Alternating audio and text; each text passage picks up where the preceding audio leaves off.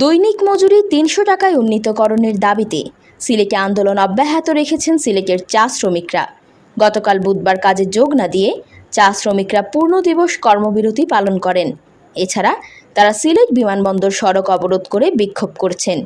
গতকাল বুধবার সকাল ১১টার দিকে মালনীছড়া চা বাগান মন্দিরের সামনে এসে জড়ো হন শ্রমিকরা। দুপুর ১২টার দিকে সেখান থেকে মিছিল বের করেন চা শ্রমিকরা। কিছুক্ষণ পর মিছিলটিতে এসে যোগ দেন লাক্কাতুরা বাগানের চা শ্রমিকরা।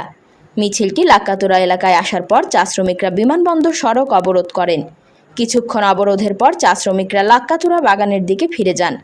কর্মসূচিতে অংশ নেওয়া চা শ্রমিকরা বলেন, আমরা কাজ করতে প্রস্তুত, কিন্তু আমাদের প্রাপ্য মজুরি দিতে হবে।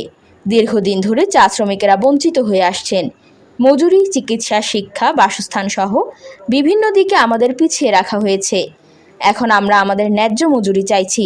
প্রসঙ্গত, চা শ্রমিকরা বর্তমানে দৈনিক মজুরি পেয়ে থাকেন ১২০ টাকা। নিত্যপণ্যের মূল্য বৃদ্ধির কারণে শ্রমিকরা মজুরি ৩০০ টাকা দাবি করেন। এ দাবিতে তারা গত ৫ দিন থেকে টানা কর্মবিরতি সহ বিভিন্ন কর্মসূচি পালন করে আসছেন।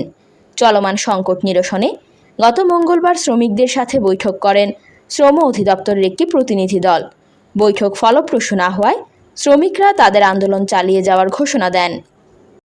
কিন্তু আমাদের দাবি হচ্ছে রেশনিং ব্যবস্থাটা যাতে ৫ কেজি করা হয় এবং আরও যে আনুষঙ্গিক বিষয়গুলো আছে সেগুলো আমরা শ্রমিক মানুষ হয়তো আমাদের মনে পড়ছে না। তো সেই প্রেক্ষিতে আরও আনুষঙ্গিক বিষয় আছে ২০ দফা দাবি। সেই ২০ দফা দাবির মধ্যে গতকালকে আমাদের এই ৯ তারিখে আমাদের বসা হয়েছে।